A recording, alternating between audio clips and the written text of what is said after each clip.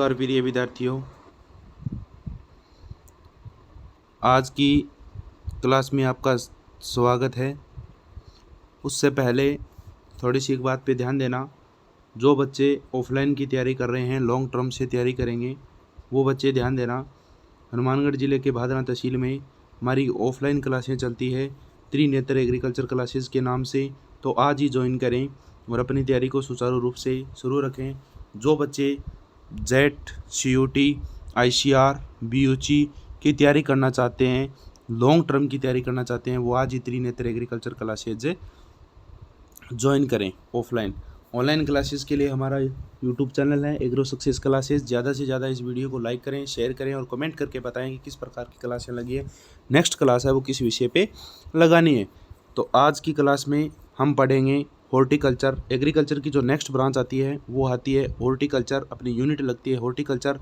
Basically अगर बात करें तो अपनी 3 ही लगती है: एग्रोनॉमी, सस्य विज्ञान, हॉर्टिकल्चर उद्यान विज्ञान, एनिमल हस्बेंड्री यानी पशुपालन विज्ञान लगती है।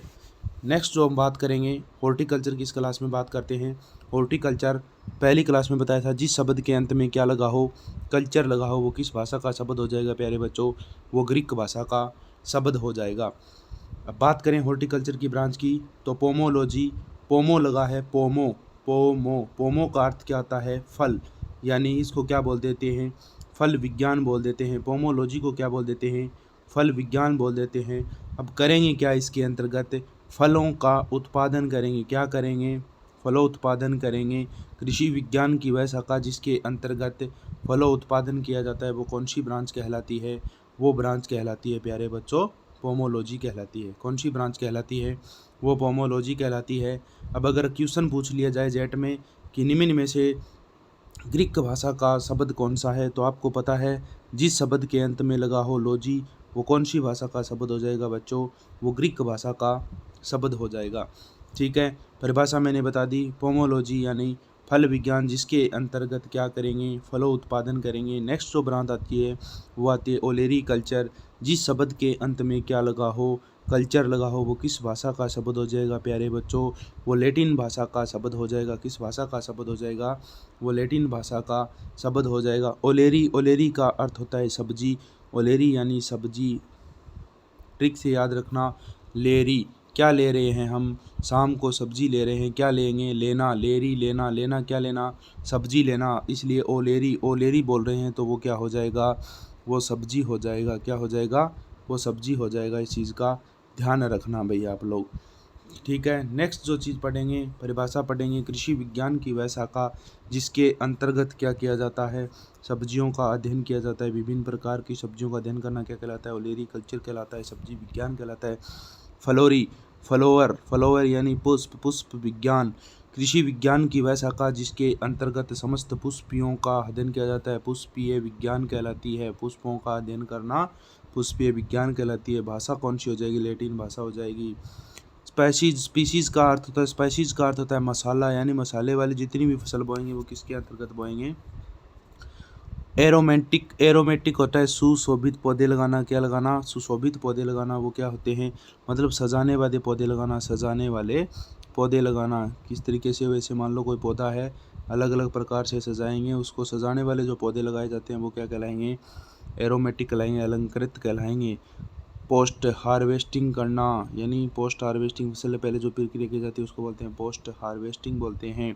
उसके बाद में मेडिसिनल प्लांट, औषधीय पौधों के बारे में पढ़ना। औषधीय पौधे जैसे गूगल के बारे में पढ़ना, इस भूगोल के बारे में पढ़ना। क्या पढ़ना?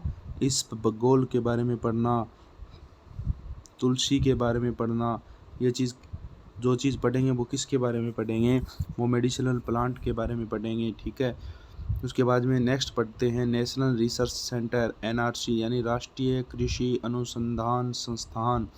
इनमें से एक कन्फर्म क्वेश्चन आता है जेट में। क्या आता है? एक कन्फर्म क्वेश्चन आता है जेट में। तो स्टार्ट करते हैं नेक्स्ट टॉपिक अपना कि लीची होती है, लीची फल होती है। लीची का अनुसंधान केंद्र कहाँ है? मुजफ्फरनगर बिहार। नींबू होते हैं, नींबू का कौन सा है? नागपुर महाराष्ट्र। सबसे ज़्यादा नींबू के पौधे कहाँ होते हैं? अगर हम बात करें राजस्थान की तो गंगानगर और हनुमानगढ़ में सबसे ज़्यादा कहाँ होते हैं? गंगानगर में होते हैं सबसे ज़्यादा नींबू वर्गीय पौधे। अनार कहाँ होते हैं? सोलनपुर महाराष्ट्र, सोलापुर बोलते हैं महाराष्ट्र। केला कहाँ होते हैं? त्रिची यानी तमिलनाडु में। अंगूर कहाँ होते हैं? पुणे महाराष्ट्र में। खजूर कहाँ होते हैं? बीकानेर और राजस्थान में। अगर बात करें अपने काजू की, काजू होता है जो शुष्क पौधे होता है, वो बात करें तो कहाँ होगा? काजू पुतूर में होगा। जो मशरूम सोलन यूपी में। आंध्र प्रदेश में प्याज और लहसुन कहाँ होते हैं? नासिक बोलते हैं ना, नासिक के प्याज ले लो भाई, मीठे नासिक के प्याज बोलते हैं ना लोग, जो बिक्री होते हैं, बेचने वाले होते हैं, बोलते हैं। तो नेक्स्ट जो आती है वो आती है आर्किड। आर्किड का जो पौधा होता है सबसे ज़्यादा कहाँ फल देता है? वो गंगटोक में, सिक्किम में बेचते हैं। बीजीय मसाला यानी बीजीय मसाला तबीजी अजमेर में है। ये जो क्वेश्चन है वो हर हाल में आता है। बीजीय मसाला अनुसंधान संस्थान कहाँ है? राजस्थान में। तबीजी अजमेर में है। इंपॉर्टेंट कर लेना, जेट के लिए क्या होगा? इंपॉर्टेंट होगा जेट 2024 के लिए बच्चों, इंपॉर्टेंट क्वेश्चन है। नेक्स्ट जो चीज़ पढ़ेंगे, पूरा नाम याद रखना, IRR है, Indian institute of horticulture research, Bangalore Karnataka. Important question है, पूरा नाम भी पूछ लेगा। IRR का पूरा नाम क्या है? Indian institute of horticulture research institute, Bangalore Karnataka में। CISH, सेंट्रल इंस्टीट्यूट ऑफ सब ट्रॉपिकल हॉर्टिकल्चर, लखनऊ यूपी में हो जाएगा। कहाँ हो जाएगा? लखनऊ यूपी में। Central institute of the arid horticulture, arid का अर्थ होता है शुष्क, हॉर्टिकल्चर बीकानेर में है। CITH, central institute of temperature horticulture, Sangaria, Srinagar, Jammu and Kashmir. Indian institute of the vegetable research, Varanasi UP में है। कहाँ है? वाराणसी यूपी में है। नेक्स्ट जो आएगा वो आएगा काजरी। काजरी कहाँ है? अपने central arid zone research institute कहाँ है? जोधपुर में। इंपॉर्टेंट क्वेश्चन है, 2024 के लिए है। Central research institute of the dry land agriculture, Hyderabad कहाँ है? आंध्र प्रदेश में। क्या आप जानते हो, ये इंपॉर्टेंट क्वेश्चन है, कि भारत का कुल भौगोलिक क्षेत्रफल कितना है? 328.6 मिलियन हेक्टेयर। अंडरलाइन कर लेना इस चीज़ को। कुल खेती योग्य क्षेत्रफल कितना है? 143 मिलियन हेक्टेयर होगा।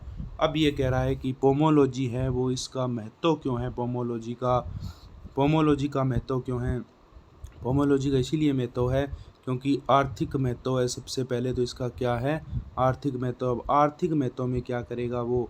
आर्थिक महत्व है तो इसलिए वो क्या करेगा? प्रति इकाई क्षेत्र में अधिक उत्पादन देगा, प्रति इकाई क्षेत्र में अधिक आय देगा, बेरोजगारी की समस्या दूर करेगा और विदेशी मुद्रा भी क्या करेगा? अर्जित करेगा। यानी विदेश से क्या आएंगे? अपने रुपया आएंगे। विदेश से क्या मिलेगा? रुपया मिलेगा। पौष्टिक महत्व, खाने में खनिज लवण सबसे ज़्यादा मिलता है। सबसे ज़्यादा अगर बात करें कैल्शियम कहाँ मिलेगा? वो लीची मिलेगा 0.2%। सबसे ज़्यादा आयरन की बात करें, फेरस यानी लोहा, लोहा कहाँ मिलेगा बच्चों? वो सूखा करौंदा और खजूर में मिलता है। उसके बाद में विटामिन, सबसे ज़्यादा विटामिन ए किस में मिलता है? आम में मिलता है। इंपॉर्टेंट कर लेना, 4800 आयु। और उसके बाद में सेकंड स्थान में क्या है? 2020 आयु किसकी है? वो है पपीते की है। सबसे ज़्यादा अगर विटामिन B2 की बात करें, विटामिन B2 की बात करें तो किस में मिलेगा? वो काजू और अखरोट में मिलेगा। विटामिन B2 किस में मिलेगा? काजू और अखरोट में। बात सबसे ज़्यादा विटामिन B2 किस में मिलेगा? बेल और बील पत्र बोलते हैं ना जिसको, बेल और बील पत्र, यानी हिंदी साधारण भाषा में क्या बोलते हैं अपने? बेलगिरी बोलते हैं। इस तरीके का एक बड़ा सा होता है, मतलब कठोर होता है, कठोर होता है और उसको बोलते हैं बेलगिरी। क्या बोलते हैं? बेलगिरी बोलते हैं। ठीक है। उसके बाद में जो नेक्स्ट चीज़ है वो कहता है कि सबसे ज़्यादा विटामिन C किस में पाया जाता है? विटामिन C पाया जाता है विटामिन D चेरी में और अमरूद में भी पाया जाता है। विटामिन C आंवला में भी मिलता है, ध्यान रखना, विटामिन C आंवला में मिलता है। कार्बोहाइड्रेट सबसे ज़्यादा किशमिश में मिलेगा, जो किशमिश होती है खजूर, खजूर से क्या बनती है? किशमिश। केले में मिलेगा। प्रोटीन सबसे ज़्यादा काजू में मिलता है, बादाम में मिलता है और अखरोट में मिलते हैं। उसके बाद में वसा सबसे ज़्यादा अखरोट में वसा होती है, बादाम में होती है और काजू में होती है। पेक्टिन की मात्रा सबसे ज़्यादा कटहल में होती है और अमरूद में 1.5% होती है। एंजाइम सबसे ज़्यादा किस में मिलते हैं? पपीता और जामुन में मिलते हैं। किस में मिलते हैं? पपीता और जामुन में मिलते हैं। रेशे की अगर बात करें, फाइबर की, कहाँ मिलेंगे? रेशा पपीता में मिलता है और जामुन में मिलता है। उसके बाद में रेशा अमरूद, एंजाइम किस में मिलते हैं? सॉरी, पपीता और जामुन में। रेशा किस में मिलेगा? अमरूद में। कार्बनिक अम्ल दो प्रकार के होते हैं, मैनलिक अम्ल और साइट्रिक अम्ल, जिसको खट्टे होते हैं। टार्टिक अम्ल किस में मिलेगा? टार्टिक अम्ल हमेशा इमली में मिलता है। साइट्रिक अम्ल किस में मिलेगा? नींबू में मिलेगा। ये चीज़ ध्यान में रखना। ठीक है। जो नेक्स्ट चीज़ आती है, और मैलिक अम्ल किस में मिलता है? मैलिक अम्ल मिलता है वो सेब और गाजर में मिलता है। ठीक है। लेग हीमोग्लोबिन, हीमोग्लोबिन क्या होता है? हीमोग्लोबिन अपना क्या होता है? ब्लड होता है। ब्लड का जो निर्माण करेगा वो कौन है, कौन सा पोषक तत्व होगा? वो Fe यानी क्या होगा, जिसको बोलते हैं ना फेरस। फेरस के लिए इम्पोर्ट क्या है? फेरस के लिए है, हीमोग्लोबिन के लिए उपयुक्त है। थक्का बनाना, थक्का यानी जमाव पैदा करना। जमाव पैदा करना किसका? रक्त का जमाव पैदा करना मांसपेशियों में। कौन है? कैल्शियम हार्मोन, विटामिन के, रासायनिक हिपेरिन और वेसोप्रिन। WBC यानी WBC का नाम होता है वाइट ब्लड श्वेत रक्त कणिकाएं स्त्रावण करती है। ICMR Indian council of medical research कहाँ है? Indian council medical research centre कहाँ है बच्चों? वो है न्यू दिल्ली में, बताया था न्यू दिल्ली में है। और न्यू दिल्ली में इसके आधार पर प्रति व्यक्ति सब्जी कितनी होनी चाहिए? 300 ग्राम होनी चाहिए। जेट में एक क्वेश्चन कन्फर्म आता है। क्या आता है? जेट में एक क्वेश्चन कन्फर्म आता है। फल 120 ग्राम क्या होगा? फल क्या होगा? 120 ग्राम होना चाहिए। दाल की अगर बात करें तो कितनी खानी चाहिए? प्रतिदिन 80 ग्राम खानी चाहिए। अनाज की बात करें तो कितना खाना चाहिए? 475 ग्राम खाना चाहिए। दूध अगर मनुष्य को प्रतिदिन आईसीएमआर के यानी Indian council of medical research के अनुसार बात करें तो कितना पीना चाहिए उसको? डेली 280 ml पीना चाहिए। कितना पीना चाहिए? 280 ml पीना चाहिए। नेक्स्ट जो बात करते हैं वो है अनाज कितना खाना चाहिए? अनाज खाना चाहिए उसको 475 ग्राम खाना चाहिए। दूध क्या होता है? दूध होता है 280 ml पीना चाहिए। प्रोटीन की बात करें तो कितनी लेनी चाहिए उसको? 60 ग्राम देनी चाहिए। 20 ग्राम यानी एनिमल प्रोडक्ट के आधार पे, जैसे दूध, वसा हो गया, कुछ भी करो, दूध दही कुछ भी खा लो, उसके आधार पे होता है। मेडिसिनल प्लांट होते हैं, मेडिसिनल के रूप में जो पौधे होते हैं उसको किस रूप में काम में लेते हैं, वो एक चीज़ ध्यान में रखना। ये हैं विटामिन के आधार पे हैं। पहले टॉपिक अपना करवा चुके हैं ये ऑफलाइन क्लासेज में। रेटिनॉल, विटामिन ए का दूसरा नाम क्या है? रेटिनॉल है। जिसमें विटामिन ए की कमी से होने वाला रोग क्या है? रतौंधी है, यानी रात को कम दिखाई देगा। अगर इस रोग को दूर करना है तो कौन सा तत्व काम में लेंगे? वो आम और पपीता ज़्यादा खाएंगे। विटामिन B1 है, उसका नाम है बी यानी बी थाइमन। बी से रोग होने वाला रोग है, बी से यानी बेरी रोग हो जाता है। काजू खाएंगे। B2 यानी राइबोफ्लेविन, राइबोफ्लेविन की कमी से कौन सा रोग हो जाता है? छाले पड़ जाते हैं मुँह में, उसके लिए क्या खाएंगे? बेल, बील और लीची खाएंगे। B3 का नियासी नाम है, निकोटिक अम्ल है, पेलाग्रा रोग हो जाता है, उसके लिए बेल, लीची ये चीज़ खाएंगे। B5 का पेंटोथेनिक नाम है, बर्निंग फिट सिंड्रोम रोग हो जाता है, वो गुणसूत्र की कमी से होने वाला रोग है। विटामिन की कमी से होने वाला भी रोग है। अब इसमें क्या होगा? अब जो नेक्स्ट चीज़ है वो है, ये कह रहा है कि जो B6 है उसका नाम है पायरिडॉक्सिन। जो चर्म रोग हो जाता है, चमड़ी में क्या हो जाता है? रोग हो जाता है, ऊपर से चमड़ी क्या हो जाती है? पूरी की पूरी खराब हो जाती है। उसके लिए क्या खाएंगे?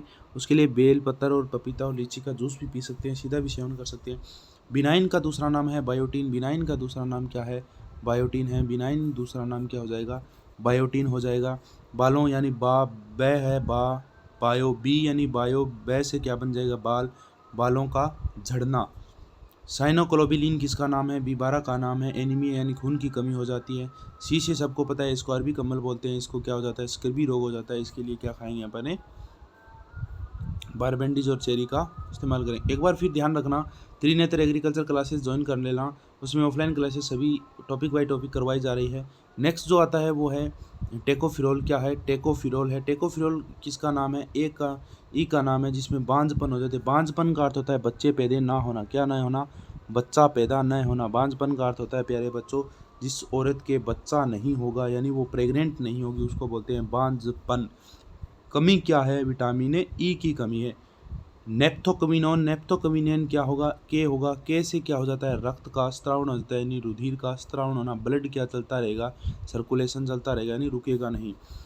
उसके बाद में ये कह रहा है कि शीतोष्ण फल में ग्राफ्टिंग कब करते हैं? ग्राफ्टिंग का अर्थ होता है उसमें ट्रेनिंग प्रूनिंग कब करेंगे, उसमें प्रवर्धन कब करेंगे? दिसंबर और जनवरी महीने में करेंगे। मेटाजीनिया किस में है? खजूर और अंगूर में, करेला में होती है। जीनिया अर्थ क्या होता है? मक्का में है। परागबंध्यता पोलन फर्टिलिटी किस में होती है? बेर में। आम में माल फॉर्मेशन यानी सर्वप्रथम बिहार के दरभंगा में देखा गया।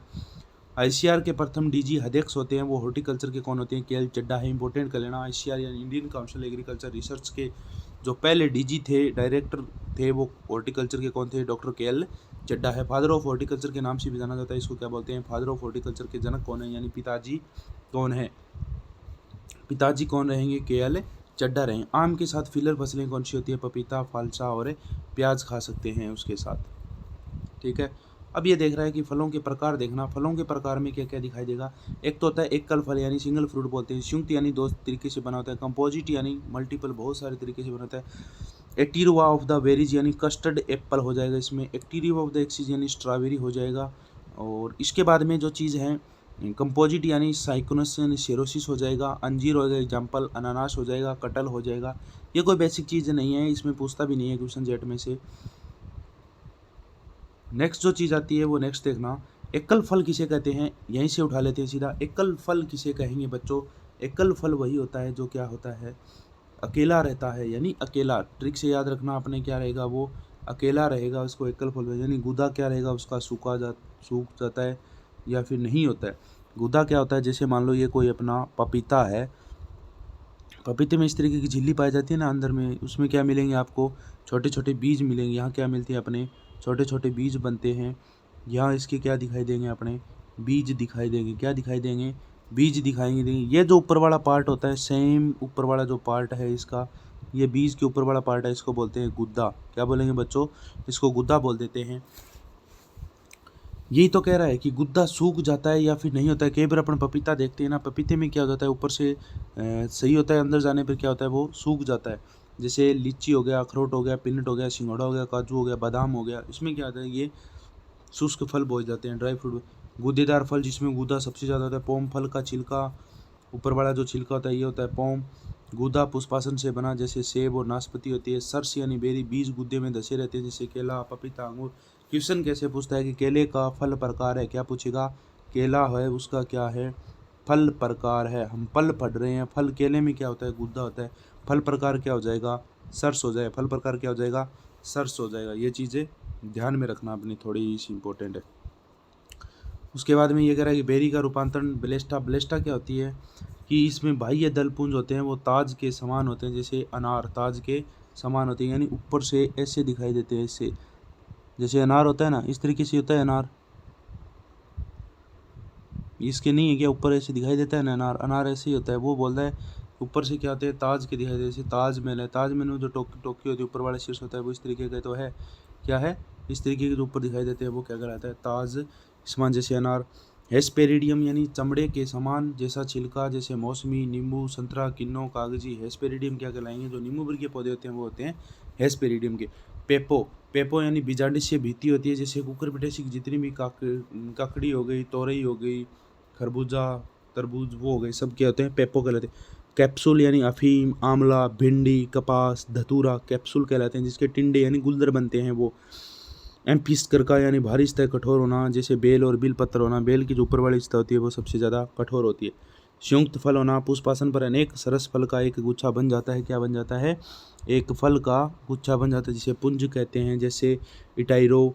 एटीरियो ऑफ द वेरीज यानी कस्टर्ड एप्पल, सेरिका फल होते हैं इसके। उसके बाद में जो नेक्स्ट चीज़ है कंपोजिट यानी कई तरीके से मिला होता है। कई पुष्पों के अंडाशय तथा अन्य पुष्प विभाग मिलकर फल बनाते हैं।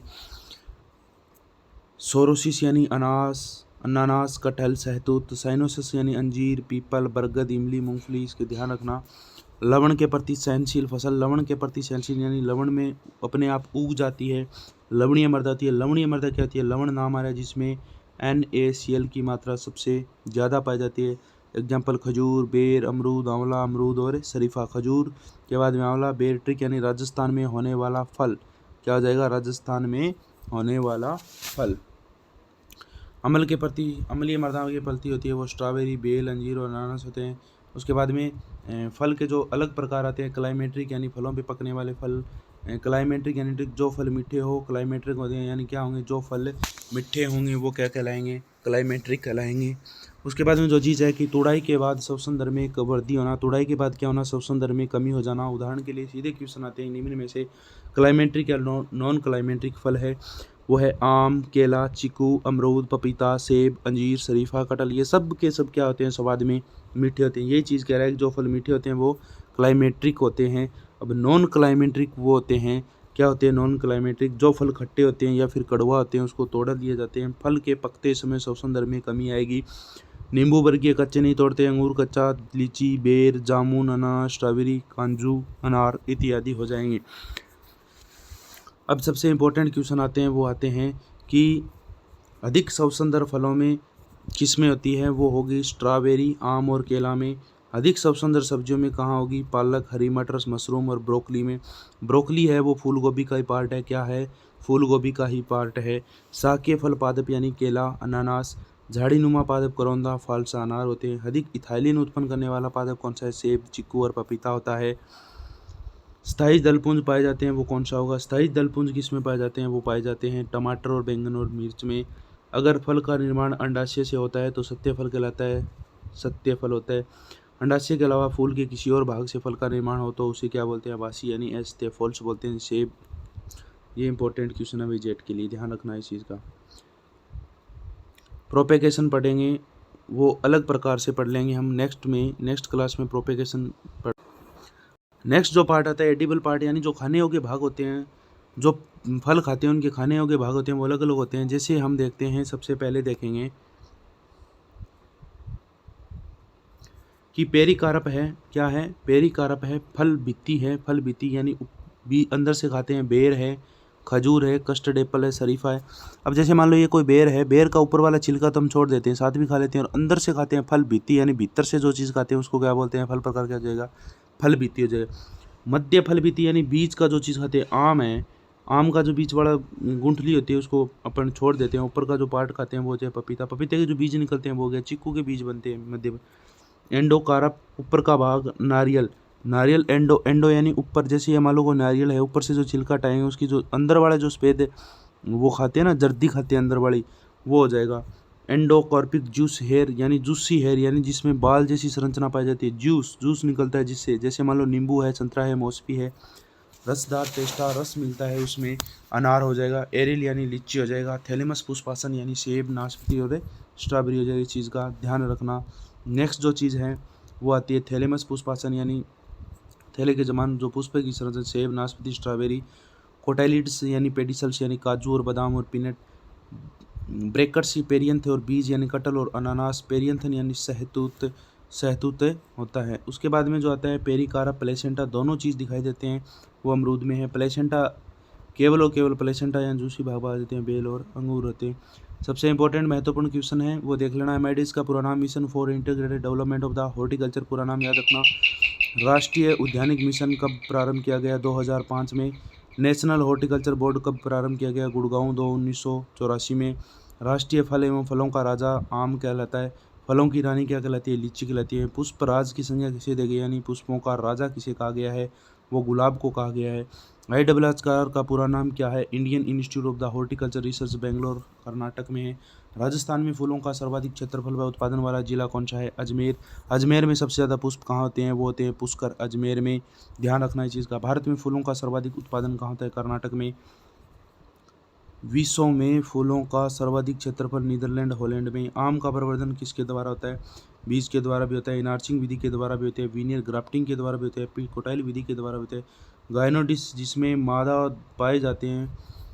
उसके बाद में ये चीज़ देखना, प्लांट कितने प्रकार के होते हैं, प्लांट 2 प्रकार के होते हैं। किस किस के प्रकार के, डायसिस एक लिंगी, मोनोसिस यानी द्विलिंगी। एक लिंग यानी एक लिंग मिलेगा, अलग अलग पादप में नर व मादा उपस्थित होना क्या कहलाएगा, एक लिंगी कहलाएगा, जैसे पपीता, खजूर। द्विलिंगी दोनों लिंग एक साथ मिलेंगे, यानी एक ही मादा में नर व मादा दोनों मिलेंगे, कुकुरबिटेसी कहलाता है। फूल 2 प्रकार के होते हैं, एक लिंगी, एक फूल में एक लिंग मिलेगा, उभयलिंगी में एक पुष्प में दोनों पुष्प मिलेंगे। ये चीज़ ध्यान में रखना। अब नेक्स्ट जो टॉपिक आता है, लास्ट फाइनल टॉपिक ये पढ़ेंगे हम। इसमें क्या रहेगा, एक क्वेश्चन जेट में आ रहा, रात में कसेलापन हो गया, कड़वाहट हो गया, तीखापन हो गया, खारा, मीठा, तीखा, ये चीज़ होती है वो कौन से वर्णक के कारण होती है, ये चीज़ हमारे पूछ लेते हैं कई बार। जैसे पहले आते हैं आंवला। आंवला क्या होता है, थोड़ा थोड़ा कसेलापन होता है उसमें, मतलब खारा खारा सा होता है, वो किसके कारण होता है, टेनिन के कारण होता है। बेल में जो कड़वाहट होता है वो किसके कारण होता है, मार्मेलोसिन के कारण होता है। इंपॉर्टेंट चीज़ है, अंडरलाइन कर लेना, इस चीज़ को लिख लेना, दिमाग में छाप लेना, जेट में आ जाएगा। बादाम होते हैं, कड़वाहट किसके कारण होती है, माइलेडिन के कारण होती है। पपीते में पीला रंग किसके कारण होता है, जेंथोफिल होता है। पपीते का ऊपर वाला रंग होता है वो किसके कारण होता है, पीला होता है, वो किसके कारण होता है, वो जेंथोफिल वर्णक के कारण होता है। मूली का जो तीखापन होता है क्या होता है, मूली का जो तीखापन रहेगा वो क्या रहेगा, मतलब खारापन होना, खारा ही होना, खारा। आइसोसायोनेट के कारण। मिर्च का चरपराहट यानी कैप्सिसिन के कारण होती है। किसके कारण होती है? वो कैप्सिसिन के कारण होती है। मिर्च का लाल रंग केंजिक-3 के कारण होता है। शलजम में चरपराहट कैल्शियम ऑक्जेलेट के कारण होती है। अरबी का खुजली या कसेलापन होना। खुजली क्यों बोलते हैं? अरबी आपने देखी होगी किस तरीके से होती है, वो अरबी इस तरीके की होती है, ऊपर से जो दिखाई देते हैं उसके, जो ऊपर से कहीं छिद्र रोम लगे हुए हैं, कहीं नहीं लगे हुए। खुजलीपन होना किसके कारण होता है? कैल्शियम ऑक्जेलेट के कारण होता है। प्याज में गंध आती है एलाइल प्रोपाइल डाइल सल्फाइड के कारण। प्याज में जो गंध तत्व होती है वो सल्फर होता है। प्याज का लाल रंग एंथोसाइनिन के कारण होता है। प्याज का पीला रंग क्वेरस्टीन के कारण होता है।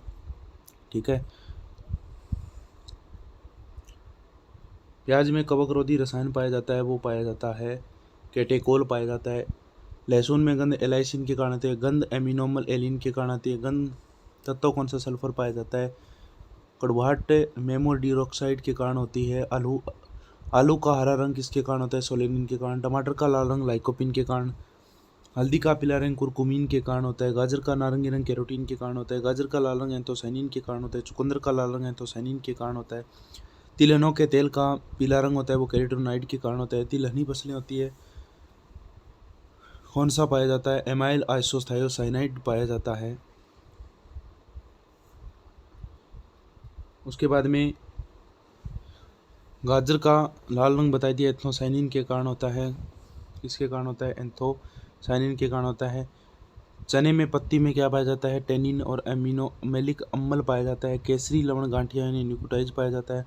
सरसों के तेल में तीखापन सिनिग्रीन के कारण होता है। सूरजमुखी के तेल में कसेलापन ऑक्सीडेशन के कारण होता है। ठीक है, आज की क्लास इतनी रहेगी। कमेंट करके ज़रूर बताना कैसी लगी क्लास। नेक्स्ट किस टॉपिक पे क्लास बनानी है। आज के लिए इतना ही। जय हिंद, जय भारत, जय कृषि विज्ञान।